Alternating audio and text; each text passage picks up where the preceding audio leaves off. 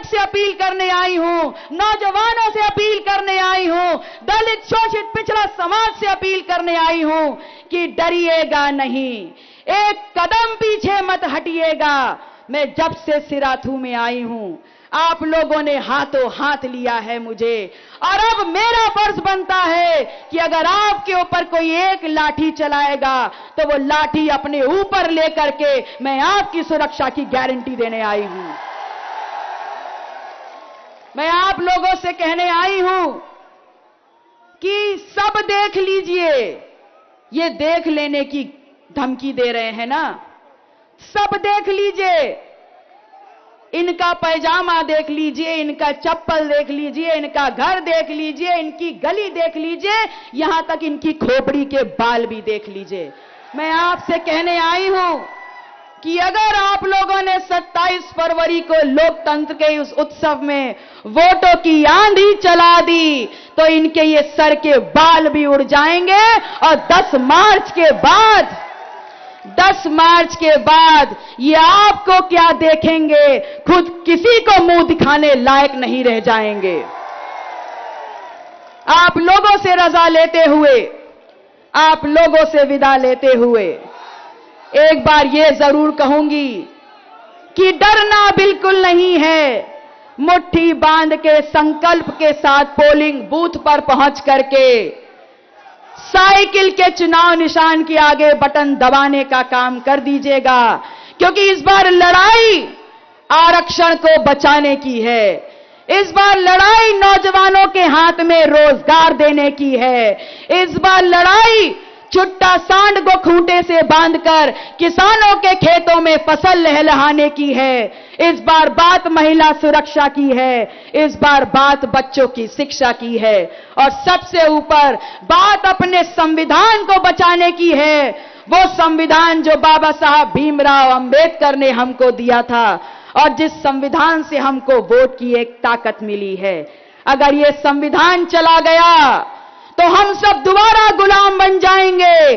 फर्क सिर्फ इतना है कि पहले गुलाम ईस्ट इंडिया कंपनी के थे, और अगर आज चूके तो गुलाम रिलायंस के, अडानी और अंबानी के बन जाएंगे। मैं आप लोगों से वादा करती हूं कि इनकी दहशतगर्दी और इनके लोगों को इनके साथ सरहद के बाहर तो छोड़ के आऊंगी, लेकिन इनके बुलडोजर को अपने कब्जे में लेकर के वो तमाम निर्माण ध्वस्त करूंगी, और वो जमीनें आपको वापस दूंगी जो इन्होंने अपने बल के दम पर आप लोगों से हथियाने का काम किया है। मैं आप लोगों से विदा लेती हूं, आप लोगों से आग्रह करती हूं कि एक बार पुनः करतल ध्वनि से मेरे इष्ट मेहमानों का स्वागत कर दीजिए जो हमारा उत्साह वर्धन करने आए हैं। आप सभी को मेरा आभार। जय संविधान, जय कमेरावाद, जय समाजवाद। बहुत बहुत धन्यवाद। हमारी होने वाली विधायक पल्लवी पटेल जी का ओजस्वी भाषण आप सबने सुना। मैं डॉक्टर मान सिंह यादव से क्षमा मांगते हुए हमारी आदरणीय, हमारी माननीय सांसद जया बच्चन जी से निवेदन करती हूँ आए, और जो भीड़ आपको सुनने के लिए आतुर है उसको संबोधित करें। बहुत बहुत धन्यवाद मैम।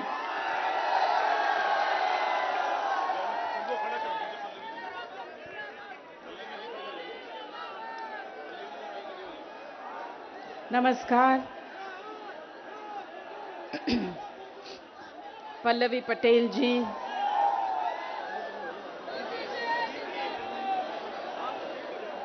इस प्रदेश की छोटी बहू डिंपल यादव जी, मैं अपने आप को बड़ी बहू मानती हूं, क्योंकि जब अमिताभ जी यहां से इलेक्शन लड़ रहे थे तब मैंने कहा था मैं आपकी बहू हूं, पहली बार आई हूं, मुंह दिखाई में मुझे वोट दीजिए, मेरे पति को वोट दीजिए। उसके बाद यहां ज्यादा आना नहीं हुआ। आज फिर पल्लवी जी के लिए आई हूं। ये कहती हूं बड़ी बहू का लाज रख लीजिए, अपने भैया का भी लाज रख लीजिए। गंगा किनारे छोरा जो है उसका लाश तो आपको रखना होगा। मैं पल्लवी जी आपको एक चीज बताना चाहती हूं कि अभी जब आ रहे थे हम तो मैंने देखा कि समाजवादी पार्टी के बच्चे झंडे लेकर, टोपी पहनकर, पैदल या मोटर बाइक पे या साइकिल में यहां आ रहे थे, और मैंने देखा कुछ कमल वाले झंडे जा रहे थे। ये आने वाले दिनों का संदेश है। वो जाएंगे और आप आएंगी, हम सब आएंगे।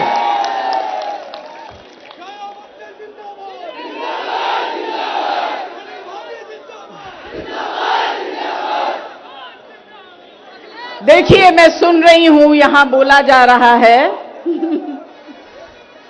यहां से जो मंत्री जी हैं फिलहाल जातिवाद करते हैं, परिवारवाद करते हैं। अरे ये भूल जाते हैं कि आपके जो मुख्यमंत्री हैं उन्होंने तो परिवार को त्याग दिया है। वो परिवार के बारे में क्या जानते हैं?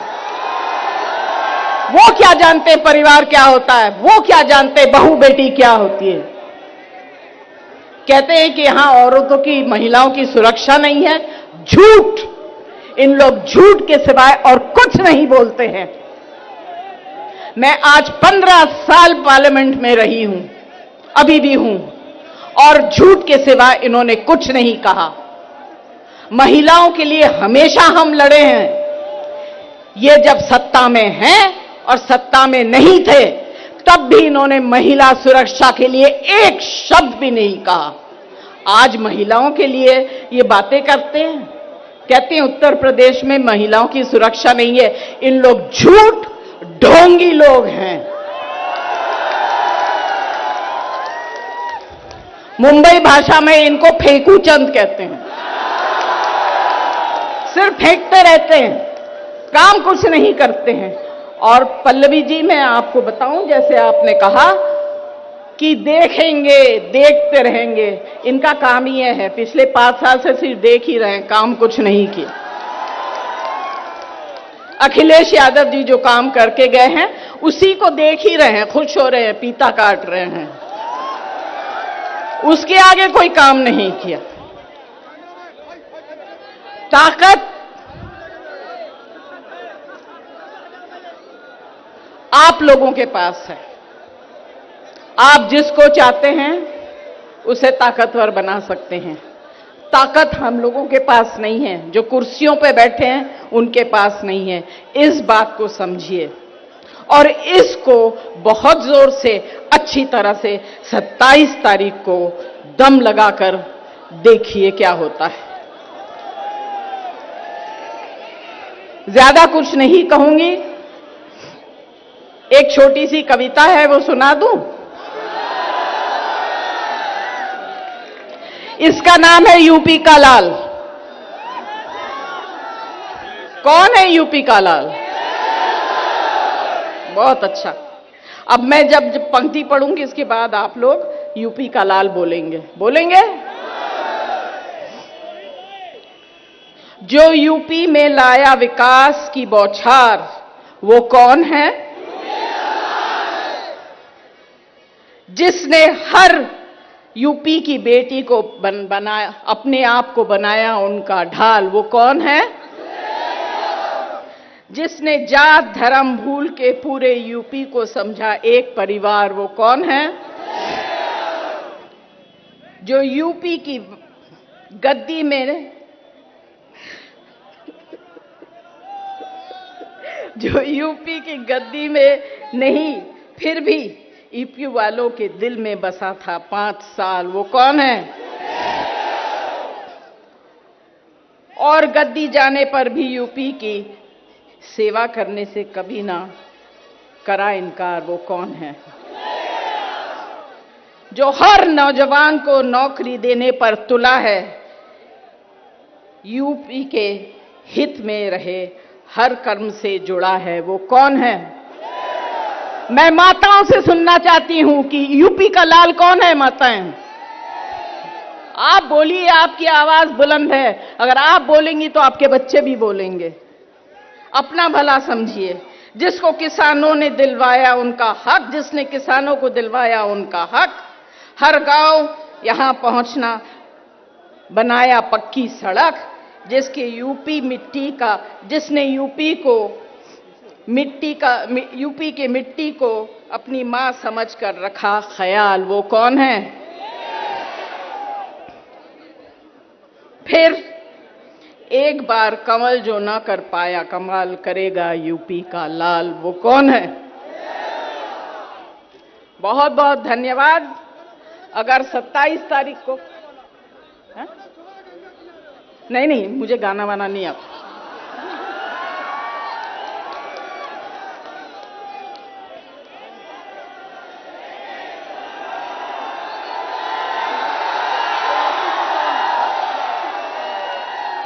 भैया ये गाना तो मुझे नहीं आता है, ये तो यूपी के छोरों को ही आता है।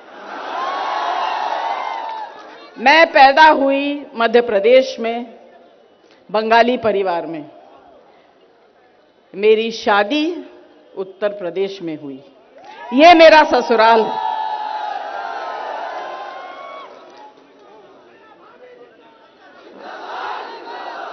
मेरा जिंदाबाद नहीं, इनका जिंदाबाद है।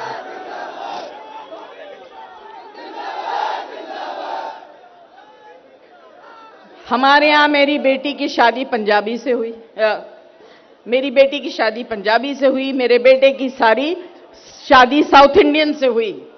तो हमारे परिवार में कभी जात पात, देश प्रदेश कुछ नहीं है। मगर जैसा आप लोग जानते हैं, गंगा किनारे छोरा जो है वो हमेशा गंगा का ही रहेगा, वो मुंबई के समुद्र का नहीं हो सकता। आप लोगों को बहुत बहुत धन्यवाद। अभी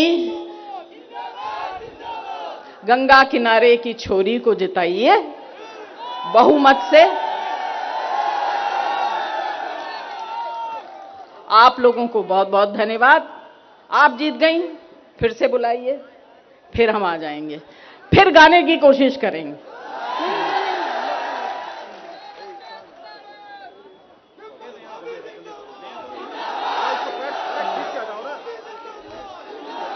बहुत बहुत धन्यवाद। अब हम सबको संबोधित करेंगी हमारी आदरणीय माननीय सांसद डिंपल यादव जी। बहुत धन्यवाद।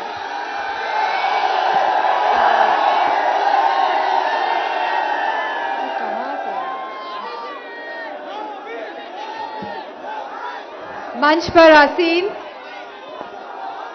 श्री यतेश चंद्र सोनकर जी, श्री राम सजीवन निर्मल जी, कैलाश चंद्र केशरवानी जी, अशरफी लाल शास्त्री जी, श्री भान सिंह यादव जी, दयाशंकर यादव जी, विनोद केसरा जी, श्री प्रकाश पटेल जी, डॉक्टर असलम जी, जरीना उस्मानी जी, जूही सिंह जी, जया बच्चन जी, और मंच पे जितने भी लोग मौजूद हैं और मेरे सामने समाजवादी के सभी कार्यकर्ता, हमारे आदरणीय बुजुर्ग, हमारी माताएं, मेरी प्यारी बहनें और हमारे पत्रकार बंधुओं, हम सभी जानते हैं कि 2022 का चुनाव हो रहा है। बहुत ही महत्वपूर्ण चुनाव है कि नहीं? जो लोग अनाप शनाप बोल रहे हैं, अब उनको समझ आ गया कि हवाएं बदल गई हैं, मौसम बदल गया है और समाजवादी और गठबंधन की सरकार आ रही है। हमारी प्रत्याशी पल्लवी पटेल जी, जानते हैं इस बार 3 बहुएं एक साथ आई हैं। सिराथू की बहू पल्लवी पटेल जी, इलाहाबाद की बहू हमारी आदरणीय जया बच्चन जी, और मैं यूपी की बहू कह लूं अपने आप को, यूपी की बहू डिंपल यादव। बेटे ने तो, सराथू के बेटे ने तो धोखा दे दिया कि नहीं दिया? अब मेरा मानना है कि सराथू की जनता अपनी बहू को मौका देने वाली है, और ये बहू जो एक परिवार है, जिनका जो जानती है परिवार कैसे चलाना है और जो समझती है परिवार का दुख दर्द, वो ये जिम्मेदारी लेने को तैयार है और आप सबकी जिम्मेदारी लेने को तैयार है। और मुझे पूरा भरोसा है कि पल्लवी जी जो पढ़ी लिखी है, जमीन से जुड़ी है, सिराथू के सम्मान के लिए जमीन पर तो बैठ जाएंगी, लेकिन अपने आत्मसम्मान को कायम रखेंगी और कभी भी स्टूल पे नहीं बैठेंगी।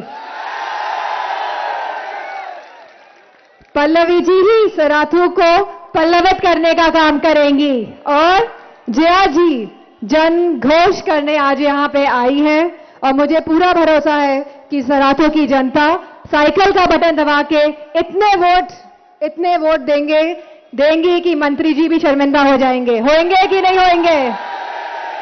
गुंडागर्दी की बात करते हैं समाजवादियों के लिए ये लोग कि नहीं करते? बताइए मंत्री जी पे कौन कौन से मुकदमे लगे हैं? ऐसी सरकार देखी है जिसने ऐसे मुख्यमंत्री जिसने अपने ही मुकदमे हटाए हो और उप मुख्यमंत्री जिन्होंने अपने ही मुकदमे हटाए हो? ऐसे कहीं पे हुआ है किसी भी प्रदेश में जहां पे ऐसी संगीन धाराएं लगी है और वो मुख्यमंत्री बनने के बाद, उप मंत्री बनने के बाद अपने ही धाराएं और अपने ही मुकदमे हटाए हो? तो जो लोग दूसरों पे इल्जाम लगाते हैं वो पहले अपने गिरेबान में झांक के देख ले कि उनके क्या हाल है।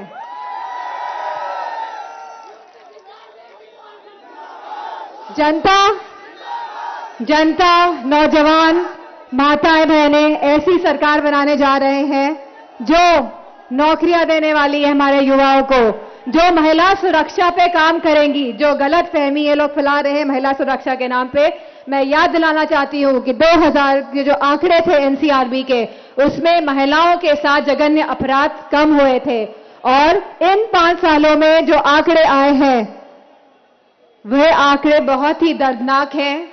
हम जानते हैं कैसी कैसी घटनाएं आज महिलाओं के संग हो रही हैं और बगैर इसके कि इन महिलाओं का साथ दिया जाए उनके परिवार वालों को प्रताड़ित किया जाता है।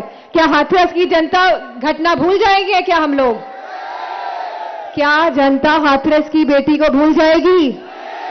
हम जानते नहीं है कैसे उसको जला दिया गया था रात को और उसको उस अंतिम संस्कार जो एक हिंदू का धर्म है, एक अधिकार है, उसको भी वो नहीं करने दिया था और उनके परिवार वाले को जो प्रताड़ना दी गई थी जनता ने सब देखा है।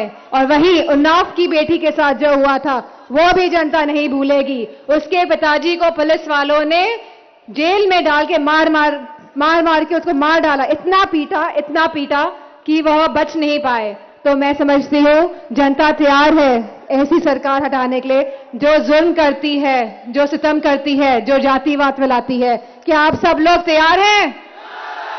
ये जो चुनाव होने जा रहा है ये खाली पल्लवी जी का ही चुनाव नहीं है, ये मेरा भी चुनाव है। आप क्या हमारा सम्मान रखेंगे कि नहीं रखेंगे? दयाशंकर जी बताइए। चलिए, आप सबकी जिम्मेदारी है कि पल्लवी पटेल जी को इतने वोटों से जिताना है कि यहां के मंत्री जी भी शर्मिंदा हो जाए। ये ऐसे करने से नहीं चलेगा, मैं देखूंगी। सिराथू, ये मेरा पहला प्रचार है और मैं आप लोगों से आप वादा करेंगे, वचन दे रहे हैं कि उन्हें जिता के भेजेंगे। ये मेरी बहन जैसी है और मुझे पूरा विश्वास है ये महिलाओं का सम्मान और हक की बात रखेंगी, हमारे किसान भाइयों की बात रखेंगी, युवाओं की बात रखेंगी और मुझे पूरा भरोसा है कि आप पल्लवी जी को अपना पूरा समर्थन देंगे। बहुत सारी बातें मैं कहना चाहती हूं। ये सरकार जो मौजूदा सरकार है, डबल इंजन की सरकार है। ये बताइए कि जंग का रंग क्या होता है? जब जंग लग जाता है लोहे में, इंजन की बात हो रही है तो लोहा ही इस्तेमाल होता है इंजन बनने में। जंग का रंग क्या होता है? हाँ, कौन सा रंग होता है जंग का?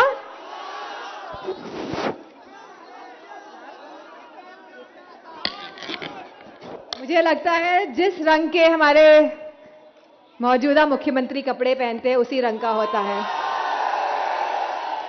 तो ऐसे जंग वाले इंजन को हटाने का समय आ गया है और यूपी को वापस पटरी पे लाने का समय आ गया है।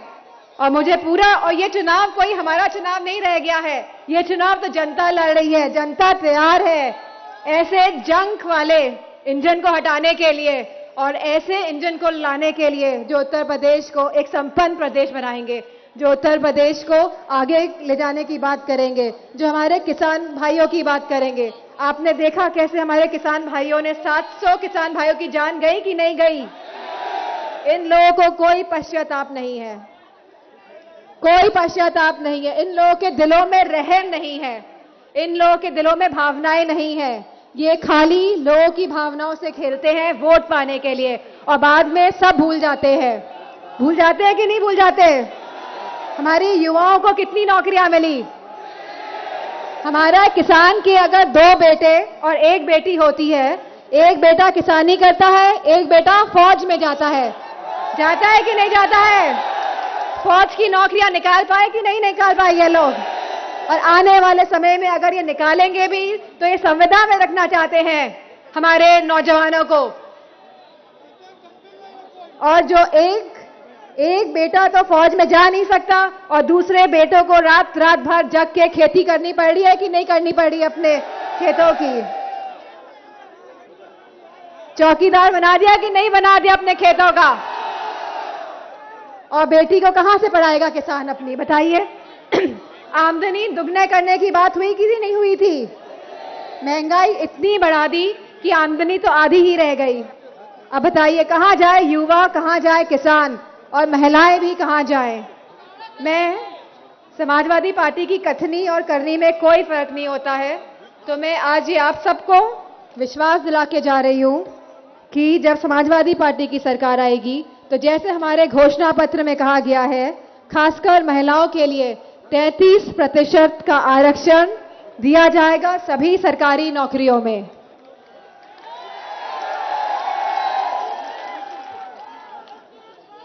कन्या विद्याधन 12वीं पास कर लेंगी हमारी बेटियां तो उनको एक मुश्त राशि दी जाएगी 36,000 रुपए की।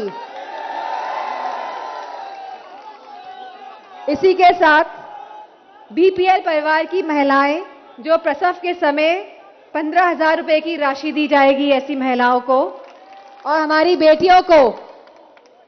बेटियों की शिक्षा केजी से लेके पीजी तक मुफ्त की जाएगी। जो हम पेंशन देते थे अपनी महिलाओं को, पेंशन मिलती थी कि नहीं पेंशन मिलती थी?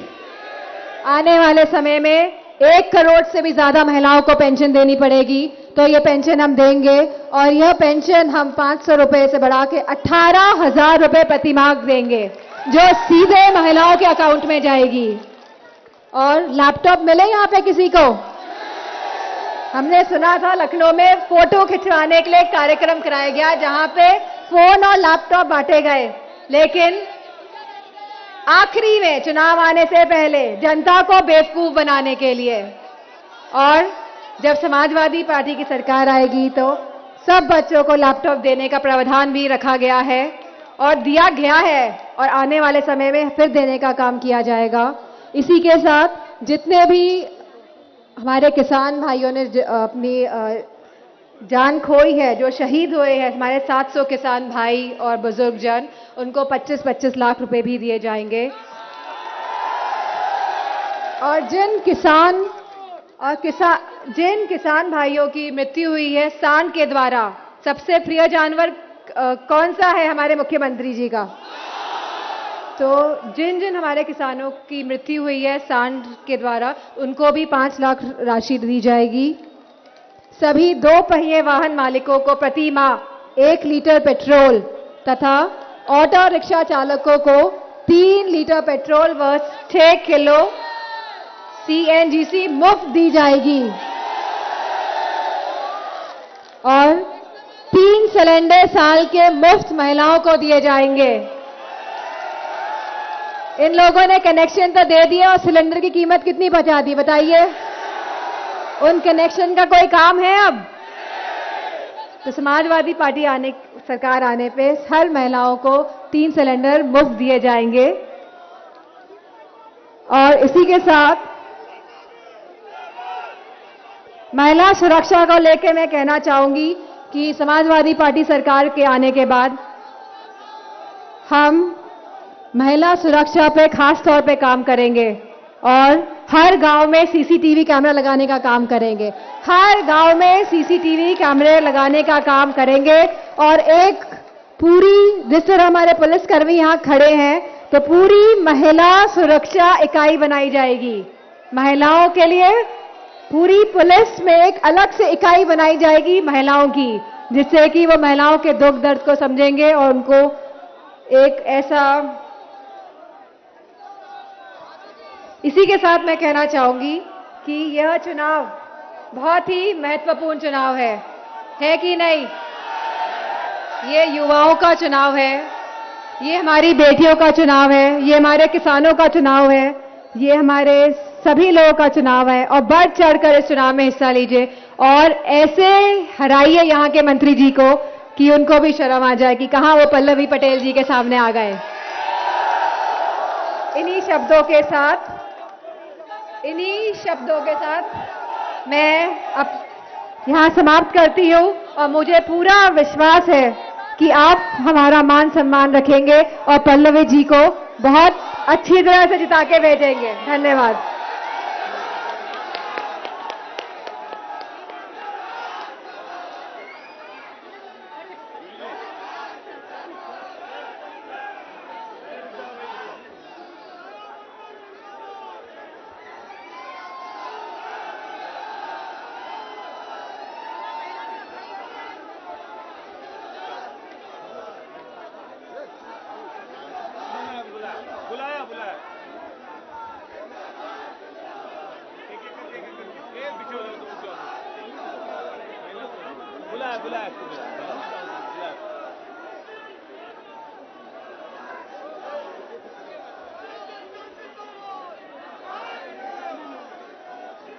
सुनो जरीना जी, आप तो इधर आ जाओ ना, इनको कहाँ ये बीच में? आप तो लखनऊ के, आप इधर आ जाओ ना, लोकल के लोगों को रहने दो।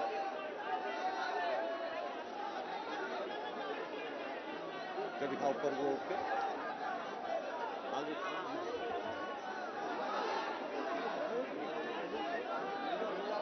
चले आंदो इसको।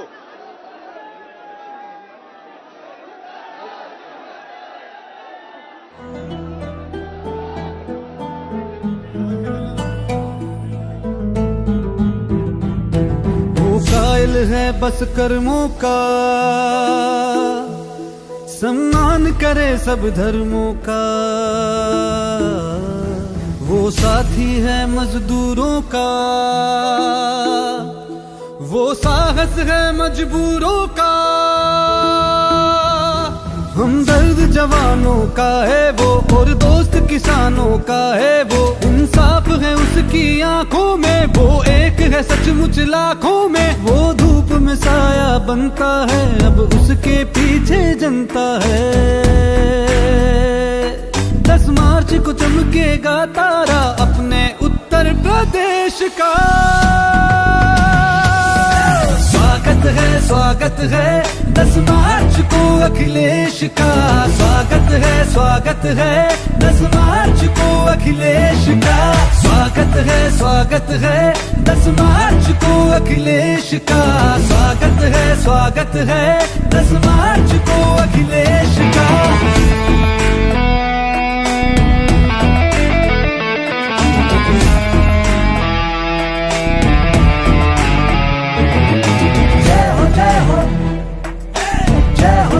अखिलेश की जय हो